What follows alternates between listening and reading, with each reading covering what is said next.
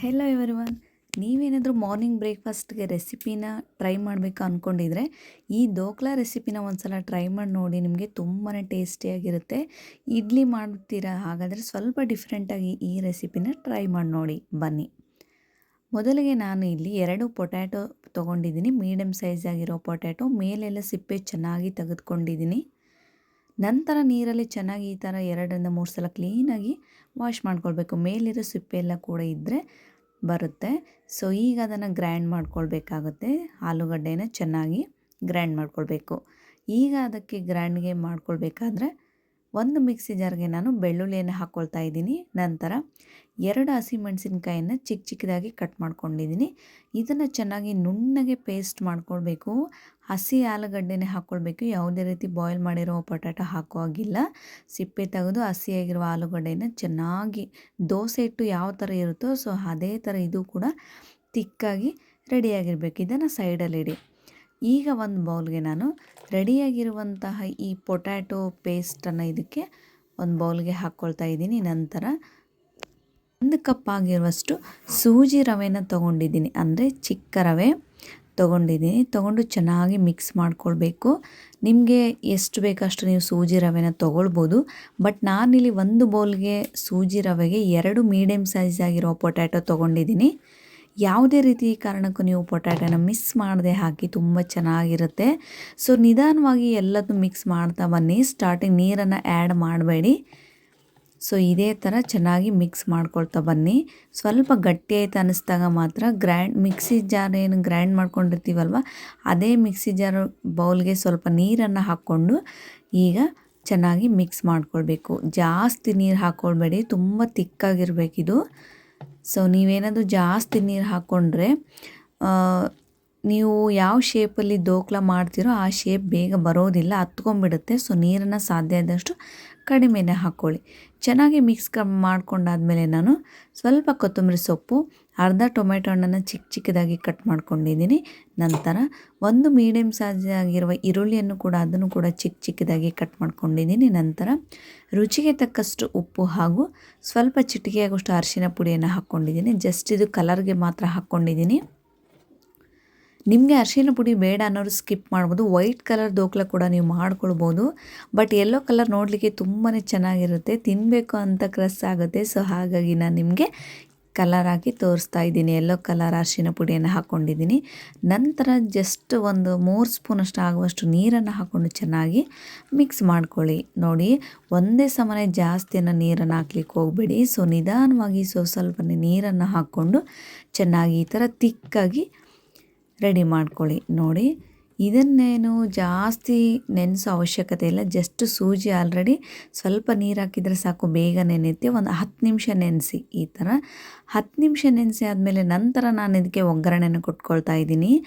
ಒಗ್ಗರಣೆಗೆ ಸಾಸಿವೆ, ಜೀರಿಗೆ, ಕರಿಬೇವನ್ನು ಹಾಕ್ಕೊಂಡು ಮೀಡಿಯಮ್ ಆಗಿ ನೀವು ಚಟ್ನಿಗೆ ಅಥವಾ ಏನಾದರೂ ಮಾಡಿದಾಗ ಯಾವ ರೀತಿ ಒಗ್ಗರಣೆ ಕೊಡ್ತೀನೋ ಸೇಮ್ ಆ್ಯಸ್ ಇಟ್ ಈಸ್ ಅದೇ ಥರ ನಾನು ಕೂಡ ಒಗ್ಗರಣೆನ ಕೊಡ್ತಾ ಇದ್ದೀನಿ.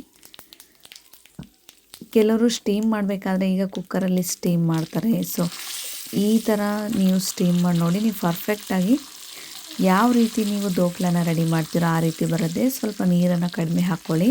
ನೀರು ಜಾಸ್ತಿ ಹಾಕ್ಲಿಕ್ಕೆ ಹೋಗಬೇಡಿ. ಇಡ್ಲಿಗೆ ಬ್ಯಾಟರ್ ಯಾವ ರೀತಿ ಇರುತ್ತೋ ಸೇಮ್ ಅದೇ ರೀತಿ ಇರಬೇಕು. ಸೊ ಒಗ್ಗರಣೆ ಕೂಡ ಚೆನ್ನಾಗಿ ಕೊಟ್ಕೊಳ್ತಾ ಇದ್ದೀನಿ. ಬೆಳ್ಳುಳ್ಳಿನ ಸ್ಕಿಪ್ ಮಾಡಿ ಹಾಕಬೇಡಿ.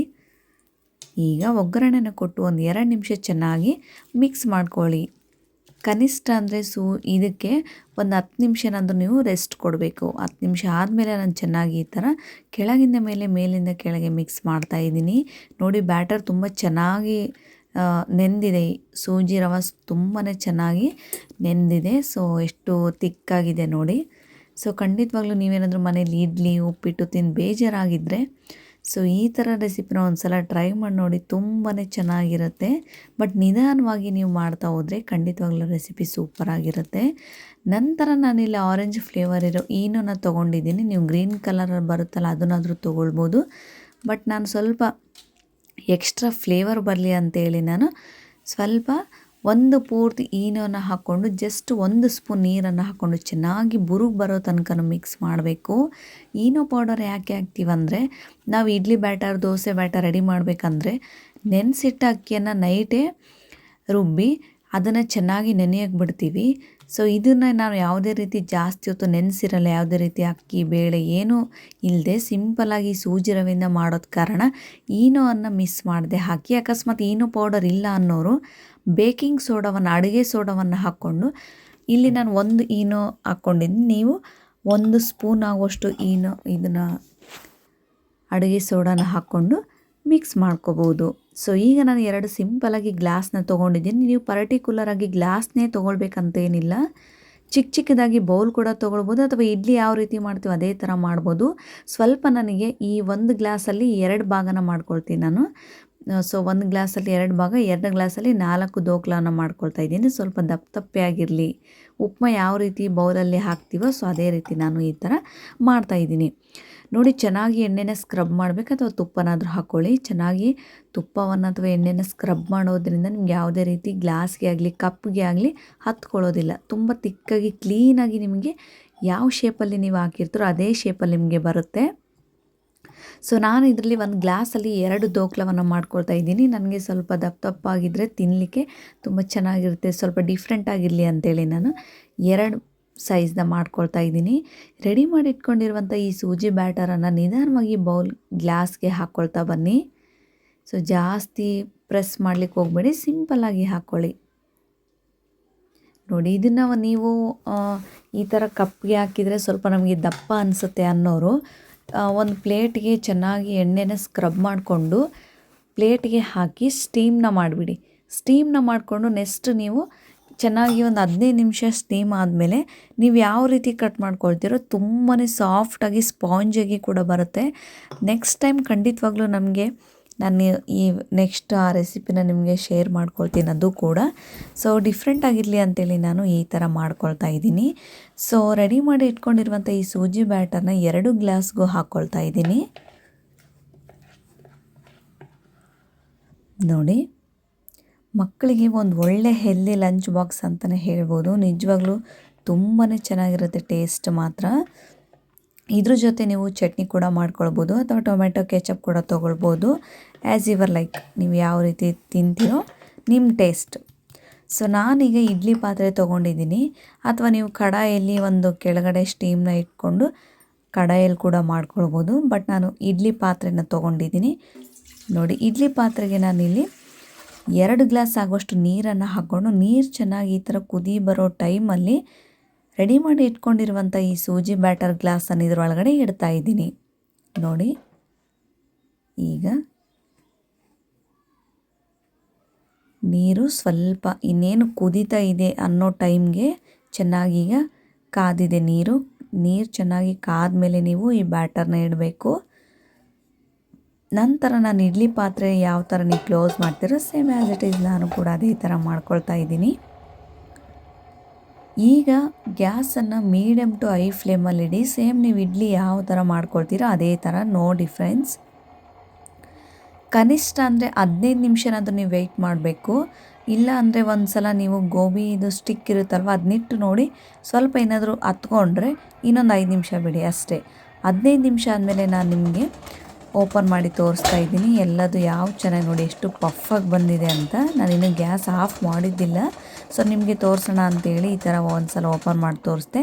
ನೆಕ್ಸ್ಟ್ ನಾನೀಗ ಗ್ಯಾಸನ್ನು ಆಫ್ ಮಾಡಿಕೊಂಡು ಇದನ್ನು ಈಗ ಸ್ವಲ್ಪ ಒಂದು 2 ನಿಮಿಷ ಕೂಲಾಗಲಿಕ್ಕೆ ಬಿಡಿ. ಯಾಕೆಂದರೆ ಗ್ಲಾಸ್ ಸುಡುವಾಗಲೇ ಅದನ್ನು ಓಪನ್ ಮಾಡೋಕ್ಕಾಗೋಲ್ಲ.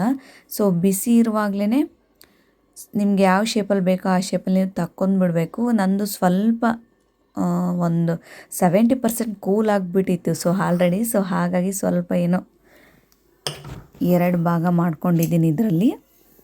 ಸೊ ನೋಡಿ, ಫುಲ್ಲು ಕಂಪ್ಲೀಟಾಗಿ ಕೂಲ್ ಆಗ್ಲಿಕ್ಕೆ ಬಿಡಬೇಡಿ. ಕಂಪ್ಲೀಟಾಗಿ ಕೂಲ್ ಆದರೆ ನಿಮಗೆ ನೀವು ಹಾಕ್ಕೊಂಡಿರೋ ಶೇಪಲ್ಲಿ ಬರೋದಿಲ್ಲ. ಸೊ ಹಾಗಾಗಿ ಚಾಕುವಿನ ಸಹಾಯದಿಂದ ಇದನ್ನು ಹೊರಗಡೆ ತೆಗಿಬೇಕಲ್ವ. ಸೊ ಚಾಕುವಿಗೆ ನಾನು ಸ್ವಲ್ಪ ಎಣ್ಣೆನ ಸ್ಪ್ರೆಡ್ ಮಾಡ್ತಾಯಿದ್ದೀನಿ, ಇಲ್ಲಾಂದರೆ ಚಾಕುವಿಗೆ ಕೂಡ ಹತ್ಕೊಂಡ್ಬಿಡುತ್ತೆ. ಸೂಜಿ ರವೆ ತುಂಬ ಸಾಫ್ಟಾಗಿರುತ್ತಲ್ವ. ಸೊ ಹಾಗಾಗಿ ಈ ಥರ ಕ್ಲೀನಾಗಿ ಸುತ್ತಲೂ ರೌಂಡ್ ಶೇಪಲ್ಲಿ ಏನಿದೆಯಲ್ವ ಅದನ್ನು ಕ್ಲೀನಾಗಿ ನೀವು ಚಾಕುವಿನಿಂದ ಈ ಥರ ಅಂದ್ಕೊಳ್ತಾ ಬನ್ನಿ, ನಿಧಾನವಾಗಿ ಅಂದ್ಕೊಳ್ತಾ ಬನ್ನಿ.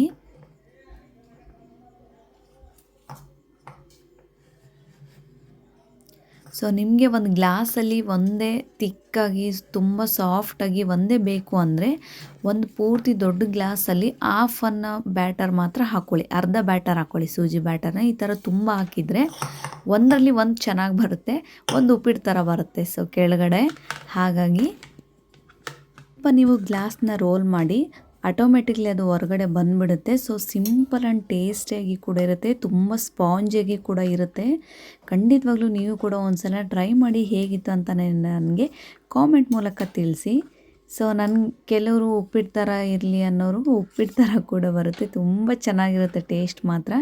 ಸೊ ನಾನೀಗ ಒಂದು ಬಾಳೆ ಎಲೆ ಮೇಲೆ ಈ ಥರ ಮಾಡಿರುವಂತಹ ಸೂಜಿ ದೋಕ್ಲವನ್ನು ಹಾಕಿ ನಿಮಗೆ ತೋರಿಸ್ತಾ ಇದ್ದೀನಿ. ನಿಜವಾಗ್ಲೂ ಟೇಸ್ಟ್ ತುಂಬಾ ಚೆನ್ನಾಗಿರುತ್ತೆ. ಸೊ ನೀವು ಕೂಡ ಮನೇಲಿ ಏನಾದರೂ ಸಡನ್ನಾಗಿ ಹೆಲ್ದಿಯಾಗಿ ಬ್ರೇಕ್ಫಾಸ್ಟ್ನ ಮಾಡಬೇಕು ಅಂದ್ಕೊಂಡಿದ್ರೆ ಈ ದೋಕ್ಲನ ಒಂದು ಸಲ ಟ್ರೈ ಮಾಡಿ, ಟೇಸ್ಟ್ ತುಂಬ ಚೆನ್ನಾಗಿರುತ್ತೆ. ಸೊ ನಾನೀಗ ಸ್ವಲ್ಪ ನಿಮಗೆ ತೆಗೆದು ಕೂಡ ತೋರಿಸ್ತಾ ಇದ್ದೀನಿ, ಒಳಗಡೆ ಕೂಡ ಎಷ್ಟು ಸ್ಪಾಂಜಿಯಾಗಿ ಬಂದಿದೆ ಅಂಥೇಳಿ. ಸೊ ಮಕ್ಕಳಿಗೆ ನೀವೇನಾದರೂ ಬಾಕ್ಸ್ಗೆ ಒಂದು ಸೂಜಿ ದೋಕ್ಲ ಆದರೆ ಸಾಕು, ಹೊಟ್ಟೆ ಫುಲ್ ತುಂಬುತ್ತೆ, ಅಷ್ಟು ಚೆನ್ನಾಗಿರುತ್ತೆ. ಅಷ್ಟು ಟೇಸ್ಟ್ ಕೂಡ ತುಂಬ ಚೆನ್ನಾಗಿರುತ್ತೆ. ಆ್ಯಸ್ ಯು ಲೈಕ್, ನೀವು ಕೆಚಪ್ ಆದರೂ ತೊಗೊಳ್ಬೋದು, ಚಟ್ನಿನಾದರೂ ಮಾಡ್ಕೊಳ್ಳಿ. ಸೊ ಖಂಡಿತವಾಗ್ಲೂ ಈ ವಿಡಿಯೋ ನಿಮಗೆ ಇಷ್ಟ ಆಗಿದರೆ ನೀವು ಕೂಡ ಒಂದು ಸಲ ಟ್ರೈ ಮಾಡಿ ಹೇಗಿತ್ತು ಅಂತ ನನಗೆ ನೀವು ಕಾಮೆಂಟ್ ಮೂಲಕ ತಿಳಿಸಿ. Thank you.